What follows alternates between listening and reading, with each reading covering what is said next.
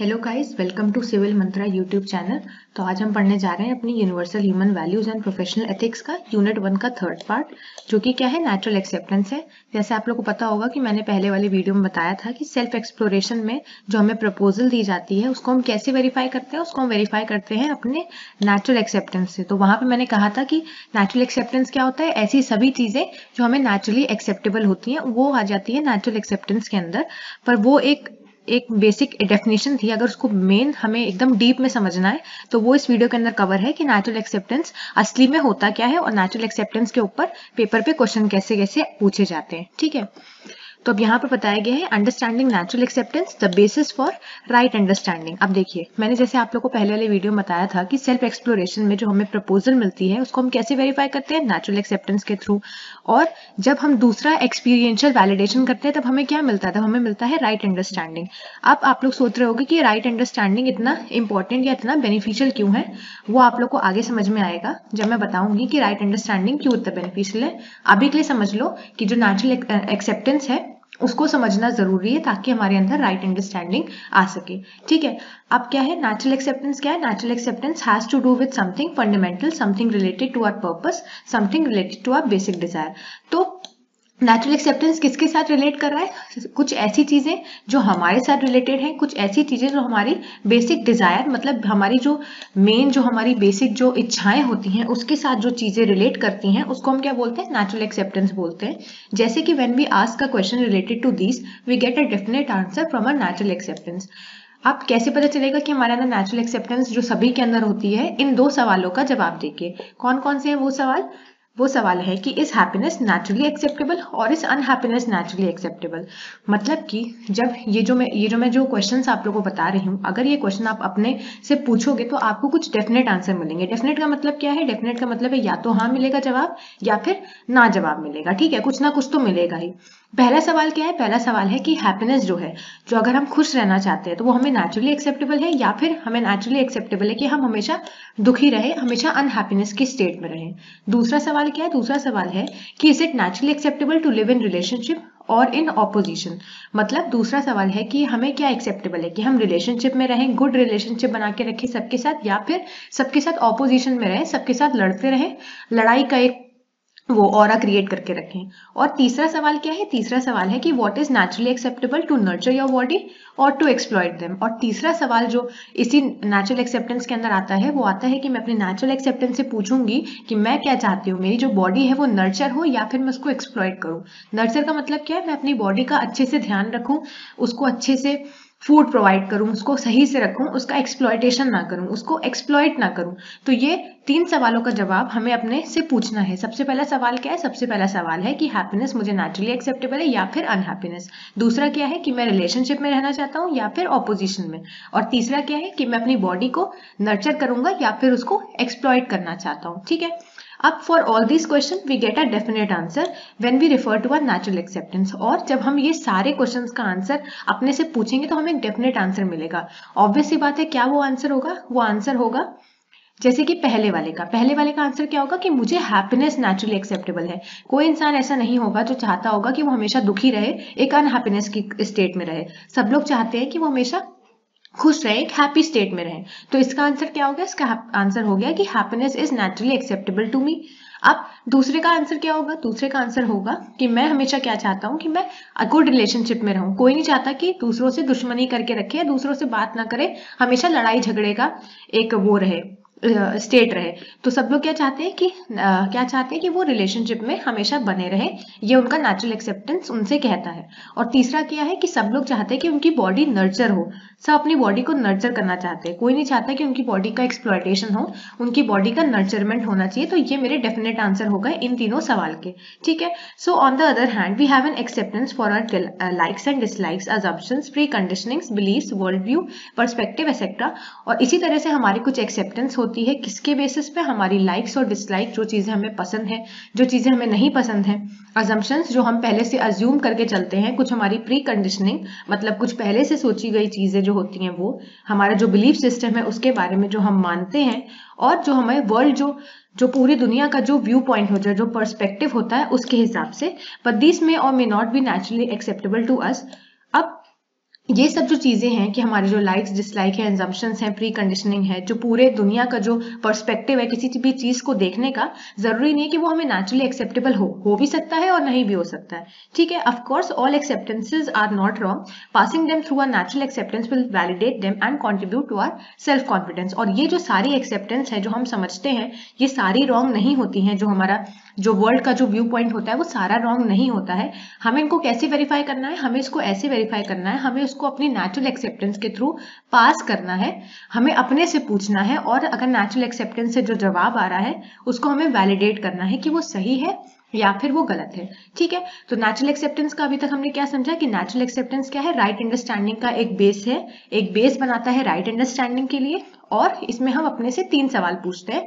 3 सवाल क्या होते हैं कि हमें हैप्पीनेस की स्टेट चाहिए कि अनहैप्पीनेस की, रिलेशनशिप चाहिए या फिर ऑपोजिशन, और तीसरा है कि हमें अपनी बॉडी को नर्चर करना है या फिर उसको एक्सप्लॉइट करना है। और इन तीनों का आंसर मैंने आप लोग को बता दिया जो हमें हमारी नेचुरल एक्सेप्टेंस हमें देगी। ठीक है, और हमें जो वर्ल्ड का व्यू पॉइंट है वो हमें हो सकता है कभी कभी नेचुरली एक्सेप्टेबल हो और ना हो। जैसे कि जो अगर पूरी दुनिया कह रही है कि कोई चीज गलत है और आप सोच रहे हो कि ये चीज गलत ना हो, सबको लग रहा है कि वो चीज गलत है लेकिन आपको लगता हो कि वो चीज गलत ना हो, तो ये आपका नेचुरल एक्सेप्टेंस है। हो सकता है बाकी लोगों को वो नेचुरली एक्सेप्टेबल ना हो लेकिन आपको हो, तो इस हिसाब से आपका व्यू पॉइंट चेंज होता रहता है टाइम टू टाइम। ठीक है, और ये सारे assumptions रॉन्ग नहीं है, हम इन सबको वेरीफाई कर सकते हैं अपनी खुद की नेचुरल एक्सेप्टेंस से। ठीक, अब नेक्स्ट आता है कि जो मेरी जो नेचुरल एक्सेप्टेंस है जिसकी हम लोग इतनी देर से बात कर रहे हैं, उसकी कुछ कैरेक्टरिस्टिक होती हैं। कैरेक्टरिस्टिक मतलब उसकी कुछ विशेषताएं होती हैं। क्या होती है? सबसे पहले कि does not change with time. जैसे मैंने आप लोग को पहले भी बताया था वीडियो में कि नेचुरल एक्सेप्टेंस क्या होती है? ऐसी सभी चीजें जो हमें एक्सेप्टेबल होती हैं और ये जो चीजें होती हैं ये हमारे साथ हमेशा होती हैं। अब ऐसा नहीं है कि सुबह आप लोग सोच रहे हो कि हमें पुअर लोगों की मदद करनी चाहिए और रात के समय हमारा जो एक्सेप्टेंस है, हमारा जो सोचने का नजरिया है वो चेंज हो गया, हम सोच रहे नहीं हमें गरीबों की मदद नहीं करनी चाहिए। ऐसा नहीं होता है। जो हमारी नेचुरल एक्सेप्टेंस होती है वो टाइम के साथ चेंज नहीं करती है कि सुबह कुछ और है और रात में कुछ और है। ठीक है, तो it does not change with time, मतलब वो टाइम में कांस्टेंट रहती है। दूसरा क्या है? दूसरा है does not change with place. Place के साथ हमारी नेचुरल एक्सेप्टेंस नहीं चेंज होती है। जैसे अब यही एग्जांपल लेते हैं गरीबों की मदद करने वाला। तो सपोज करिए कि अगर आप लखनऊ में हैं और आप लखनऊ में सोच रहे कि हमें गरीबों की मदद करनी चाहिए, और अगर आप कहीं और गए, कहीं बाहर चले गए, दिल्ली विल्ली साइड चले गए, तो आप सोचेंगे हमें गरीबों की मदद नहीं करनी चाहिए। ऐसा नहीं होता है। आपकी जो नेचुरल एक्सेप्टेंस है, आपके अंदर की जो बात है, जो आप अंदर से सोचते हैं, जो आपको नेचुरली एक्सेप्टेबल है चीजें, वो तुम्हारी प्लेस के साथ नहीं चेंज होती है। ये नहीं कि एक प्लेस पे आपका नेचुरल एक्सेप्टेंस आपको कुछ और जवाब दे रहा है और दूसरी प्लेस में कुछ और जवाब दे रहा है, तो ये प्लेस के साथ भी नहीं चेंज होती है। तीसरा है does not change with individual. Individual क्या है? ऐसा नहीं होता है कि सबका अलग अलग वो पर्सपेक्टिव हो, अलग अलग नेचुरल एक्सेप्टेंस हो। सबकी नेचुरल एक्सेप्टेंस चेंज नहीं होती है इंडिविजुअल पर्सन्स के साथ। हम सभी को पता है कि हमें बेगर्स की मदद करनी चाहिए, जो जरूरतमंद है, जो नीडी पीपल है, उनकी मदद करनी चाहिए। ऐसा नहीं कि हर कोई अलग अलग सोचता होगा। ये नेचुरल एक्सेप्टेंस इंडिविजुअल के साथ इसलिए चेंज नहीं होती है। चौथा क्या है कि it is uncorrupted by likes और डिसलाइक और अजम्पशंस और बिलीव। अब ये जो नेचुरल एक्सेप्टेंस है कि अनकरप्टेड है, मतलब इसमें किसी तरह का करप्शन नहीं है। किसके बेसिस पे? लाइक्स और डिसलाइक के बेसिस पे, कि हमें ये इंसान पसंद नहीं है इसलिए हम इसका एक्सप्लॉयटेशन करेंगे, हमें दूसरा पसंद है तो हम उसके साथ अच्छा व्यवहार रखेंगे। ये अनकरप्टेड होती है। अगर किसी के साथ किसी का एक्सप्लॉयटेशन करना, किसी को परेशान करना नहीं सही है, तो हमारी नेचुरल एक्सेप्टेंस भी उसको नहीं स्वीकार करेगी। और ये सारी चीजें अनकरप्टेड होती है मेरी लाइक्स और डिसलाइक्स के बेसिस पे भी नहीं, और अजम्पशंस और बिलीव्स के बेसिस पे भी नहीं, जो हम अज्यूम कर रहे हैं या फिर पहले से जो हम बिलीव करते हैं उसके बेसिस पे। ठीक है, और पांचवा क्या है कि it is innate, a part and a parcel of our being, we don't need to create it. हमें इसको बनाने की जरूरत नहीं है। हमें अपने अंदर की जो नेचुरल एक्सेप्टेंस है इसको बनाने की जरूरत नहीं है, कि हमारे अंदर इननेट होती है। इननेट मतलब इनबॉर्न, बचपन से हमारे साथ ये नेचुरल एक्सेप्टेंस रहती है, हमें इसको खुद से नहीं बनाना है। ठीक, और छठा है डेफिनेट, ये हमेशा डेफिनेट होती है। तो ये सारी कैरेक्टरिस्टिक हो गई मेरी नेचुरल एक्सेप्टेंस की, कि नेचुरल एक्सेप्टेंस टाइम के साथ नहीं चेंज होती है, प्लेस के साथ नहीं चेंज होती है, इंडिविजुअल टू इंडिविजुअल वैरी नहीं करती है, अनकरप्टेड होती है, इननेट होती है और डेफिनेट होती है। ठीक, अब आता है नेचुरल एक्सेप्टेंस। यहां तक मैंने समझाया कि क्या क्या क्वेश्चन हमें अपनी नेचुरल एक्सेप्टेंस से पूछने हैं और उसकी कैरेक्टरिस्टिक क्या है। अब जो रियल डेफिनेशन है नेचुरल एक्सेप्टेंस की वो क्या है? नेचुरल एक्सेप्टेंस एक मैकेनिज्म है। किसका है? सेल्फ एक्सप्लोरेशन का। जैसे हमने पहले भी पढ़ा था कि सेल्फ एक्सप्लोरेशन में क्या होगा, हमें प्रपोजल दी जाएगी, हम उसको वेरीफाई करेंगे, तो उस वेरिफिकेशन में हमें किसकी जरूरत पड़ेगी, उस वेरिफिकेशन में हमें अपनी नेचुरल एक्सेप्टेंस की जरूरत पड़ेगी। इसीलिए नेचुरल एक्सेप्टेंस एक मैकेनिज्म है मेरे किसका, सेल्फ एक्सप्लोरेशन का। ठीक, दूसरा है सेल्फ एक्सप्लोरेशन। हमने जैसे पहले वाले वीडियो में बताया था कि सेल्फ एक्सप्लोरेशन क्या है, खुद को एक्सप्लोर करना, अपने सेल्फ को, अपने बारे में जानना, अपने को और अच्छे से समझ पाना। ठीक, natural acceptance implies unconditional and total acceptance of the self, people and environment. और नेचुरल एक्सेप्टेंस मेरा क्या इंप्लाई करती है, एक अनकंडीशनल, किसी भी कंडीशन के बेसिस पे नहीं, और अपने सेल्फ को एज इट इज एक्सेप्ट करना, जैसे मैं अंदर से हूं उसको एज इट इज एक्सेप्ट करना, उसको जज नहीं करना किसी के बेसिस पे, किसी कंडीशन के बेसिस पे भी नहीं, वो है मेरी natural acceptance. And it is also refers to the absence of any exception from others. In other words, natural acceptance is a way to accept the good things naturally. Simple सा मतलब है natural acceptance का। क्या मतलब है, जो natural acceptance है वो एक मैकेनिज्म है मेरा सेल्फ एक्सप्लोरेशन का। इससे हमें क्या पता चलता है, हम अपने बारे में और ज्यादा जान पाते हैं और ज्यादा एक्सप्लोर कर पाते हैं, और यहाँ पर किसी भी तरह का एक्सेप्शन नहीं होता। एक्सेप्शन मतलब जो नॉर्मल केसेस होते हैं उससे हट के जो केस होता है, तो इस केस में ऐसा कोई भी एक्सेप्शन नहीं होता है। और नेचुरल एक्सेप्टेंस क्या है, एक सिंपल सी चीज है कि हमारे अंदर जो अच्छी चीजें हैं उसको एज इट इज एक्सेप्ट करने को हम क्या कहते हैं, हम एज इट इज एक्सेप्ट करने को नेचुरल एक्सेप्टेंस कहते हैं। ठीक है, अब आता है एक्सपीरियंशियल वैलिडेशन। अब जैसे मैंने सेल्फ एक्सप्लोरेशन वाले लेक्चर में बताया था कि हमारा पहला प्रोसेस क्या होता है, हमें प्रपोजल मिलती है, हम उस प्रपोजल के साथ क्या करते हैं, हम उस प्रपोजल का सेल्फ एक्सप्लोरेशन करते हैं। ठीक है, प्रपोजल का क्या करेंगे, हम उसको वेरीफाई करेंगे, किसके बेसिस पे, नेचुरल एक्सेप्टेंस। दूसरा स्टेप क्या था, हम उसको एक्सपीरियंशियल वैलिडेशन करेंगे। ठीक है, एक्सपीरियंशियल वैलिडेशन करेंगे तो क्या होगा, एक्सपीरियंशियल वैलिडेशन का मतलब है कि उस प्रपोजल के हिसाब से हम रहेंगे अपनी जिंदगी में। जब हम अपनी लाइफ में उसके हिसाब से रहेंगे, अगर हमारा जो बिहेवियर है उस प्रपोजल के हिसाब से बाकी ह्यूमन बीइंग के साथ, बाकी उनके साथ होगा, ह्यूमंस के साथ, तो वो क्या क्रिएट करेगा, म्यूचुअल हैप्पीनेस क्रिएट करेगा, है ना। और जब नेचर के साथ होगा तो म्यूचुअल प्रॉस्पेरिटी क्रिएट करेगा। तो वो जो सेकंड वाला प्रोसेस था वो था एक्सपीरियंशियल वैलिडेशन। वही चीज मैंने यहाँ पर समझाई है और अच्छे वे में, जैसे कि experiential validation is a process that infuses direct experience with the learning environment and content. तो इतना समझ लो कि एक्सपीरियंशियल वैलिडेशन जो होता है वो हमें एक्सपीरियंस प्रोवाइड करता है, एक डायरेक्ट एक्सपीरियंस देता है, किसके साथ, लर्निंग के साथ। तो लर्निंग जो है, जो सीखने की चाह है, उसके साथ हमें क्या देता है, एक डायरेक्ट एक्सपीरियंस देता है। एक्सपीरियंस इसका नाम ही है क्योंकि एक्सपीरियंशियल, तो इसका मतलब क्या है, हमें एक्सपीरियंस देगा। And most of what we know about our self is not only through our own opinion of our self but also because of how others view us. और हमें अपने सेल्फ के बारे में क्या पता चलता है कि हमारे सेल्फ के बारे में हमें वो चीजें नहीं पता है अपने ओपिनियन के हिसाब से। हम हमेशा क्या करते हैं, हम दूसरों का व्यू पॉइंट चेक करते हैं कि दूसरा हमें किस तरह से देख रहा है या किस तरह से समझ रहा है ना। अगर कोई सोचता है कि हम सुंदर नहीं है, दूसरे लोग उसको ऐसा बोल रहे हैं, तो इंसान क्या करता है, धीरे धीरे करके वो खुद भी सोचने लगता है कि हाँ ऐसा होगा कि हम सुंदर नहीं है। तो हम खुद के व्यू पॉइंट जो है उसको इंपॉर्टेंस नहीं देते, हम दूसरों के व्यू पॉइंट को इंपॉर्टेंस देते हैं ज्यादा। सो when what we already believe to be true of us is validated by some situation, phenomenon or outcome, which may be termed as experiential validation. अब यहाँ पर validation की बात करेंगे। validation का मतलब क्या है, जो भी हमें, जिस भी चीज को हम सही समझते हैं अभी तक, उसको हम validate करेंगे कुछ situation के बेसिस पे, है ना, कुछ फिनोमेना और आउटकम के बेसिस पे। तो उससे क्या होगा, हमें एक्सपीरियंशियल वैलिडेशन का प्रोसेस हमारा हो जाएगा। मतलब एक्सपीरियंशियल वैलिडेशन कुछ नहीं है, हमें डायरेक्ट एक्सपीरियंस देता है लर्निंग के साथ साथ। और इसमें क्या होता है, हम चीजें जो सोचते हैं, जो हम समझते हैं कि ये चीजें ट्रू होंगी, इसको हम सही से वैलिडेट करते हैं कुछ सिचुएशंस के बेसिस पे, कुछ फिनोमेना और आउटकम के बेसिस पे, और इसी पूरे प्रोसेस को हम एक्सपीरियंशियल वैलिडेशन कहते हैं। ठीक है, अब यहाँ पर मैंने पीवाईक्यू क्वेश्चन इंक्लूड कर दिया है, जिसमें सबसे पहला क्वेश्चन क्या है, what you mean by your natural acceptance and experiential validation. तो मैंने जो पहले बताया, सबसे पहले आप क्या करोगे, इस क्वेश्चन में नेचुरल एक्सेप्टेंस की हेडिंग डालोगे, उसके बाद जो मैंने क्वेश्चन बताए वो फिर लिखना, क्योंकि यहाँ लिखा है ना कि बाय योर नेचुरल एक्सेप्टेंस, कि आपको क्या नेचुरली एक्सेप्टेबल है। तो आप लिखोगे कि उन क्वेश्चंस को लिखोगे, फिर नीचे लिखोगे, इलस्ट्रेट करोगे कि आपको क्या नेचुरली एक्सेप्टेबल है और इन क्वेश्चन का आंसर आपके हिसाब से क्या है। ठीक है, उसके बाद उसकी कैरेक्टरिस्टिक लिखोगे, पूरी डेफिनेशन को डिफाइन करोगे, और फिर एक्सपीरियंशियल वैलिडेशन लिखोगे। अब अगर चाहो तो यहाँ पर सेल्फ एक्सप्लोरेशन का भी तुम लोग एक डायग्राम बना सकते हो, जो मैंने पहले वाली वीडियो में बनाया था, ताकि और अच्छे से समझ पाए कि सेल्फ एक्सप्लोरेशन का मैकेनिज्म को ही हम नेचुरल एक्सेप्टेंस कहते हैं। ठीक है, अब अब नेक्स्ट आता है टॉपिक, ये जो मोस्ट इंपॉर्टेंट टॉपिक है कि मैं यूएचपी क्यों पढ़ रही हूँ। मैं यूएचपी इसलिए पढ़ रही हूँ ताकि मुझे पता चले कि ह्यूमन बींग्स का जो बेसिक एस्पिरेशन होता है, जो बेसिक जो उनकी इच्छा होती है वो क्या होती है ना। तो ह्यूमन बीइंग की याद रखना, कहीं पर भी यूएचवी में क्वेश्चन आए कि जो बेसिक ह्यूमन एस्पिरेशन है, जो ह्यूमन बीइंग्स का डिजायर है, जो उनकी इच्छा है वो क्या है, वो है कॉन्टिन्यूअस हैप्पीनेस एंड प्रॉस्पेरिटी।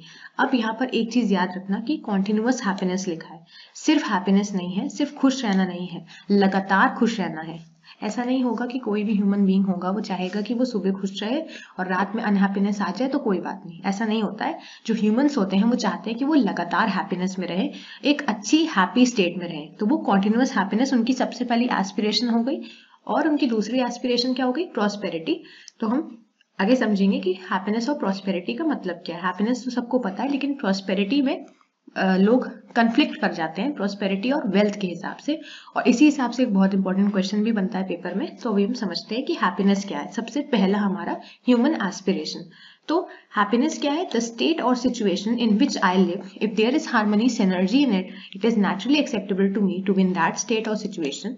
ठीक है, तो एक ऐसी स्टेट है ना, एक ऐसी स्टेट या फिर एक ऐसी सिचुएशन जिसमें मैं अभी रह रही हूँ, अगर उसमें हार्मनी है ना, अगर उसमें हार्मनी है तो एक ऐसी स्टेट क्या होगी, मुझे नेचुरली एक्सेप्टेबल होगी। मतलब कि अगर मैं किसी ऐसी स्टेट में हूँ जहां पर मैं खुश हूँ, वो जो ऑरा है वहां का बहुत हार्मोनियस है, बहुत अच्छा है, तो ये ऐसी चीजें क्या होंगी, मुझे नेचुरली एक्सेप्टेबल होंगी, मैं एक्सेप्ट करूंगी ऐसी चीज। मैं नहीं चाहूंगी कि मैं दुखी रहूं, सब लोग चाहते हैं कि वो खुश रहे, तो ऐसी स्टेट में हम रहना चाहते हैं, हर लोग चाहते हैं कि ऐसी स्टेट में ही वो रहें। And to be in a state situation which is naturally acceptable is happiness. और एक ऐसी स्टेट या सिचुएशन जो हमें नेचुरली एक्सेप्टेबल होती है और हम चाहते हैं कि हम ऐसी स्टेट में बने रहें, ऐसी स्टेट में ही रहें, उसको हम क्या बोलते हैं, उसको हम बोलते हैं हैप्पीनेस। इस स्टेट को क्या बोलते हैं, हैप्पीनेस बोलते हैं। ठीक है, and to be in a state of harmony and synergy is happiness.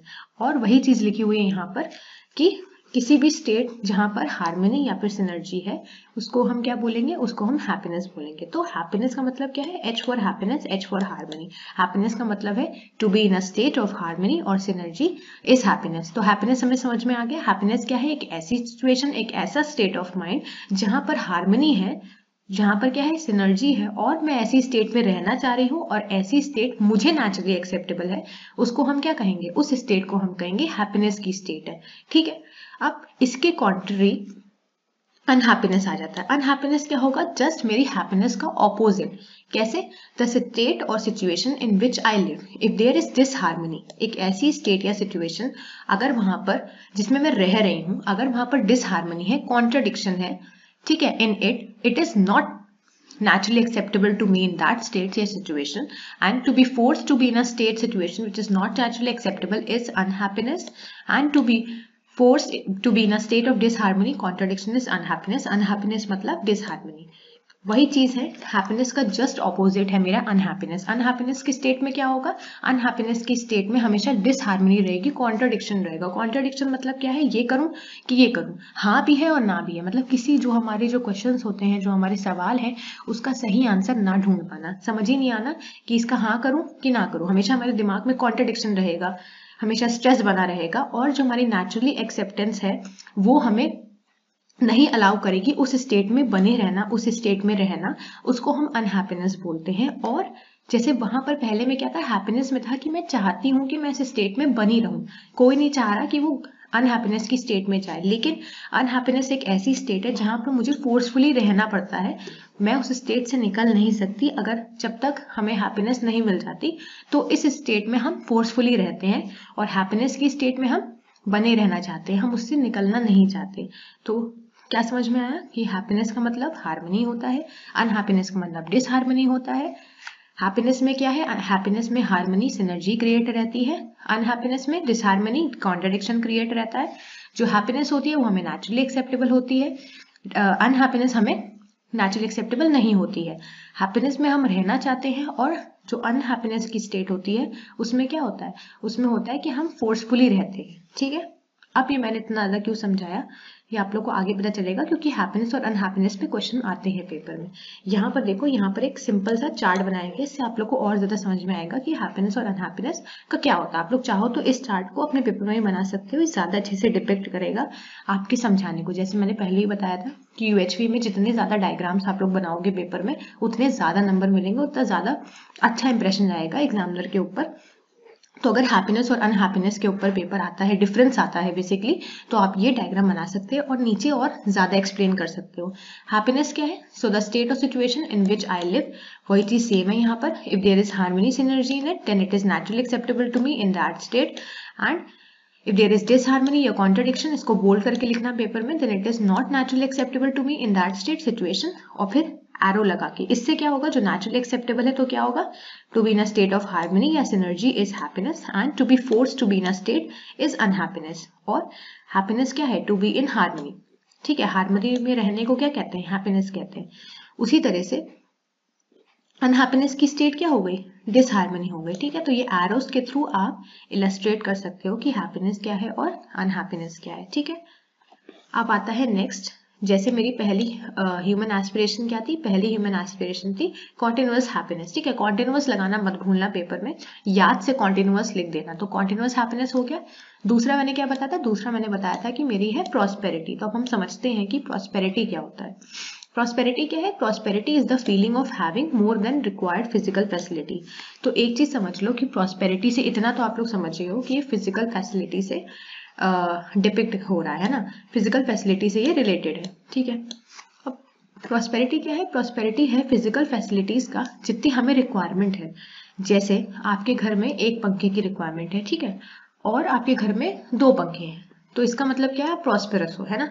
अब ये एग्जाम्पल है एक कि जितना हमें फिजिकल फैसिलिटीज की रिक्वायरमेंट है, उससे ज्यादा अगर फिजिकल फैसिलिटीज है हमारे पास, तो उस स्टेट को हम एक प्रॉस्पेरिटी वाली स्टेट कहते हैं। एक प्रॉस्पेरस पर्सन के तौर पे आप अपने को ले सकते हो कि आप प्रॉस्पेरस हो, आपके पास उतनी चीजें, उतनी फिजिकल फैसिलिटी है जितनी रिक्वायरमेंट से ज्यादा है। अब इसमें 2 बेसिक रिक्वायरमेंट्स आ जाती हैं प्रॉस्पेरिटी के केस पे।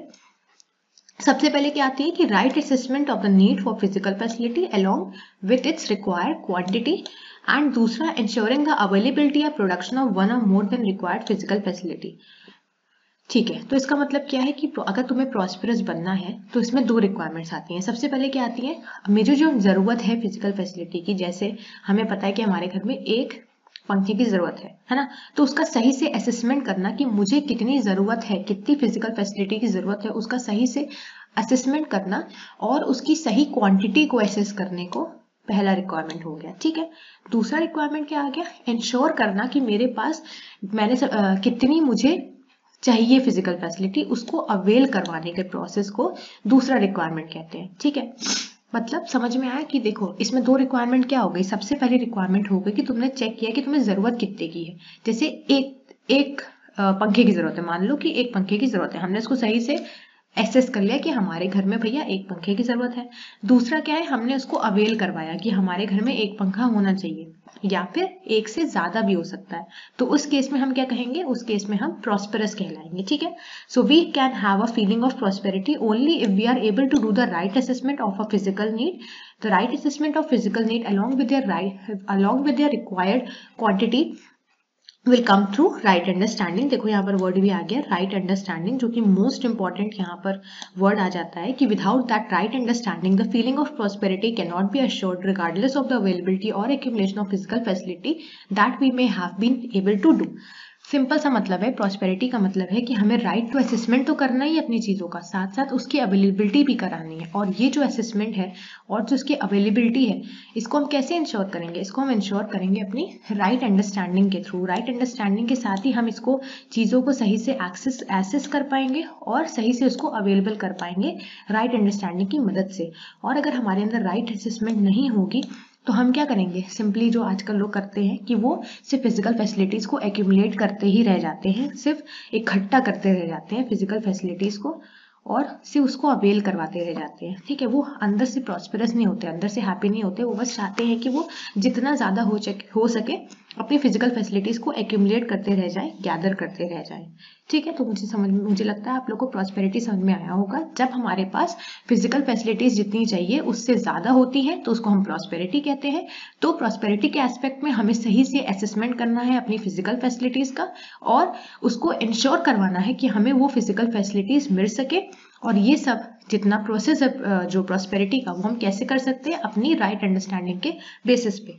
ठीक, अब just accessing the need is not enough. अब जैसे मैंने बताया कि हमें सिर्फ नीड को ही एक्सेस नहीं करना है कि हमें पता है कि एक पंखा चाहिए तो हम सिर्फ उसको एक्सेस कर रहे हैं, हाँ हमें एक पंखा चाहिए, ऐसे नहीं। We need to ensure the availability of production of more than required quantity. This requires skills, technology and production. With both of these, right assessment and availability, we have more than required physical facility. And above that, it is a matter of feeling that we have more than enough.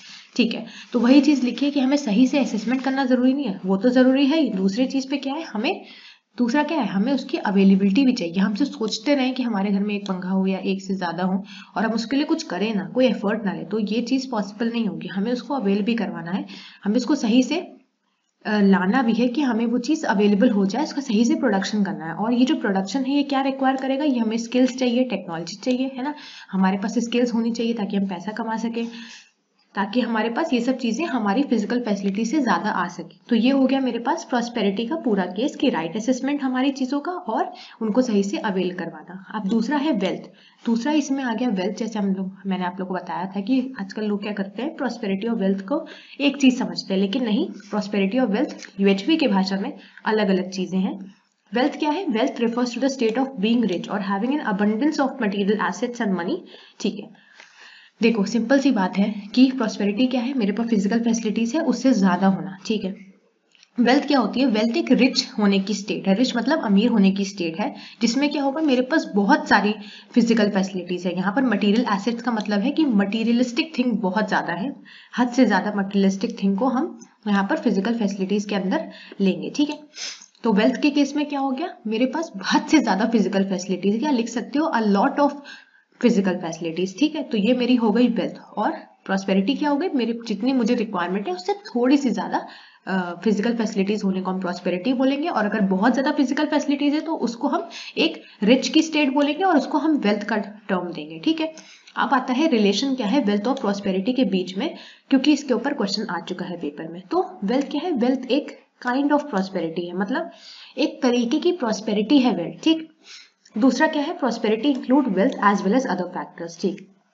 अब क्या है यहाँ पर, wealth क्या है, wealth है एक kind of prosperity है, और प्रॉस्पेरिटी के अंदर क्या आ गया, प्रॉस्पेरिटी के अंदर वेल्थ आ गया और उसके साथ साथ दूसरे फैक्टर्स भी मेरे प्रॉस्पेरिटी के अंदर आ गए। दूसरे फैक्टर्स वही कि राइट असेसमेंट हो गया और उनको सही से अवेल करवाना। ठीक है, अब ये मैंने क्यों समझाया प्रॉस्पेरिटी इतना अच्छे से, वो आप लोग को आगे बताऊंगी मैं जब मैं क्वेश्चन दिखाऊंगी पीवाईक्यू के। अब प्रिवेलिंग नोशंस क्या है प्रॉस्पेरिटी के, प्रिवेलिंग नोशंस क्या है प्रॉस्पेरिटी के, जो आजकल के लोग सोचते हैं प्रॉस्पेरिटी के बारे में, वो यहाँ बताया गया कि by and large there is confusion between accumulation of physical facility and the feeling of prosperity. ठीक है, it is generally assumed that the richer you are, the more prosperous you are. That is, the more you have accumulated, the more prosperous you are. With this sort of assumption, we pursue prosperity with an obsession for profit, for accumulation. This is happening all around. The major focus in the society today is on accumulation of physical facility. In particular, there is major focus on accumulating money. ठीक है, simple से word में यहाँ पर क्या बताया गया कि आजकल लोग क्या सोचते हैं कि वो ज्यादा से ज्यादा फिजिकल फैसिलिटीज को एक्यूमुलेट कर सके, इकट्ठा करते रहे। ठीक है, और इससे क्या होगा, वो प्रॉस्पेरस महसूस करेंगे। जैसे कि आजकल लोग क्या अज्यूम करते हैं, लोग सोचते हैं कि जितना जो अमीर है, जो जितना ज्यादा रिच है, वो उतना ज्यादा प्रॉस्पेरस है, उतना ज्यादा खुश है। लेकिन ऐसा नहीं है, ऐसा नहीं है। अब मैं बताऊंगी क्यों है, वो नीचे रीजंस दिए हुए हैं, लेकिन ये समझ लो कि जितना ज्यादा तुम रिच हो उतने तुम प्रॉस्पेरस नहीं हो। ये गलत अजम्पशन है लोगों का। ठीक है, आजकल लोग बस यही सोचते हैं कि उनके अंदर क्या है, उनके अंदर ऑब्सेशन है प्रॉफिट को लेके, कि जितना प्रॉफिट हो सके उतना वो ले सके, तो ना वो एक्यूमुलेट कर सके। ठीक है, इससे क्या हो रहा है, इससे हो रहा है कि हमें कुछ डिफिकल्टीज का सामना करना पड़ रहा है। जैसे कि बताती हूँ मैं, तो मेजर फोकस क्या है, बस ये समझ लेना कि आजकल जो मेजर फोकस है सोसाइटी का, वो किस पे है, एक्यूमुलेशन ऑफ फिजिकल फैसिलिटीज। जितनी फिजिकल फैसिलिटीज लोग एक्यूमुलेट कर पाए वो सोचते हैं वो उतना अच्छा है। ठीक है, अब यहाँ पर कुछ रीजंस आते हैं। रीजंस क्या है, at the level of individual level में भी क्या क्या प्रॉब्लम आ रही है, rising problems of depression, psychological disorder, suicides, stress and insecurity. तो इंडिविजुअल लेवल पे ये सब प्रॉब्लम आ रही है, लोगों को डिप्रेशन हो रहा है ना, लोग सुसाइड कर रहे हैं, उनको स्ट्रेस बहुत ज़्यादा है, किसी चीज़ की इनसिक्योरिटी है ना, ये सब चीज़ें इंडिविजुअल लेवल पे प्रॉब्लम क्रिएट कर रही हैं इन प्रिवेलिंग नोशंस की वजह से। ठीक, लेवल ऑफ फैमिली पे क्या है, breaking of joint families, mistrust and conflicts between older and younger generation, insecurity in relationship, divorce, dowry, torture etcetera. ठीक है, तो फैमिली के लेवल पे क्या है, फैमिली के लेवल पे जॉइंट फैमिलीज टूट रही हैं पैसे की वजह से। ठीक है, प्रॉस्पेरिटी के इस गलत नोशन की वजह से, मिसट्रस्ट की वजह से। ओल्डर और यंगर जनरेशन में देखा होगा आप लोगों ने कि प्रॉपर्टी को लेके बहुत सारे कॉन्फ्लिक्ट हो रहे हैं आजकल। उसके बाद रिलेशनशिप में इनसिक्योरिटी आ रही है, डिवोर्स केसेस बहुत सारे आ रहे हैं। तो ये मेरी लेवल ऑफ फैमिलीज में ये सब प्रॉब्लम्स फेस करनी पड़ी है मेरी प्रिवेलिंग नोशंस ऑफ प्रॉस्पेरिटी की वजह से। ठीक है, अब सोसाइटी के लेवल पे क्या हो रहा है, सोसाइटी के लेवल पे हो रहा है ग्रोइंग इंसिडेंट्स ऑफ टेररिज्म बहुत ज़्यादा फैल रहा है, Naxalism, rising communalism, spreading casteism, racial and ethnic struggle, war हो रहे हैं बहुत दोनों नेशंस के बीच में, बहुत सारे नेशंस के बीच में। ये सोसाइटी लेवल पे प्रॉब्लम्स चल रही हैं। And at the level of nature, nature के लेवल पे क्या हो रहा है, ग्लोबल वार्मिंग हो रही है, water, air, soil, noise pollution. पता है कि ह्यूमन बींग्स कितना ज़्यादा पोल्यूशन क्रिएट कर रहे हैं, कितना ज़्यादा आसपास के नेचर को एक्सप्लॉइट कर रहे हैं। वो सब क्या है, वो सब कॉजेज है मेरे प्रिवेलिंग नोशंस ऑफ प्रॉस्पेरिटी में। ठीक है, all these problems are a direct outcome of an incorrect understanding or correct notion about the happiness and prosperity and their continuity. तो ये सब प्रॉब्लम्स क्यों वो आ रहे हैं इंडिविजुअल, फैमिली, सोसाइटी, नेचर के लेवल पे, क्योंकि हम इनकरेक्टली अंडरस्टैंड कर रहे हैं, एक गलत नोशन अपने बिल्ड कर रहे हैं, किसके बेसिस पे, हैप्पीनेस और प्रॉस्पेरिटी के बेसिस पे हम एक बहुत ही गलत नोशन क्रिएट कर रहे हैं। इसीलिए हमें इन सब लेवल्स में ये सब दिक्कतें आ रही हैं। ठीक है, अब यहाँ पर मैंने कुछ क्वेश्चंस इंक्लूड करे हैं, जैसे कि what are the basic aspirations of human being. यहाँ आप लोग क्या लिखोगे, कॉन्टिन्यूअस हैप्पीनेस एंड प्रॉस्पेरिटी, फिर दोनों को एक्सप्लेन कर दोगे। ठीक है, define happiness, unhappiness and prosperity, जो मैंने बता दिया। फिर what is happiness and prosperity, are they related to each other, तो हाँ। And can happiness be obtain without prosperity, ऐसा है, हाँ जरूरी है, हम हैप्पीनेस को पा सकते हैं प्रॉस्पेरिटी के साथ। अब what is prosperity, is it different from happiness, वो चीज मैंने बता दी। Critically examine the prevailing notion, ये भी बता दिया। उसके कॉन्सिक्वेंसेस क्या है, वही चीज कि इंडिविजुअल लेवल पे जो मैंने अभी सारा बताया वो। फिर what you understand by prosperity, what is different between prosperity and wealth, and how are the two related. तो ये जो रिलेटेड है, इसमें मैंने जो लास्ट में रिलेशन बताया था, वो रिलेशन आप यहाँ पर एक्सप्लेन कर दोगे। ठीक है, तो ये मेरे PYQ क्वेश्चन हो गए। तो इसी तरह से मेरा वीडियो खत्म होता है। आई होप आप लोग को ये अच्छा लगा होगा। Thank you. अगर अच्छा लगा है तो वीडियो को लाइक करना और कमेंट में बताना कि आप लोग को ये वीडियो कैसा लगा। ठीक है, ऑल द वेरी बेस्ट।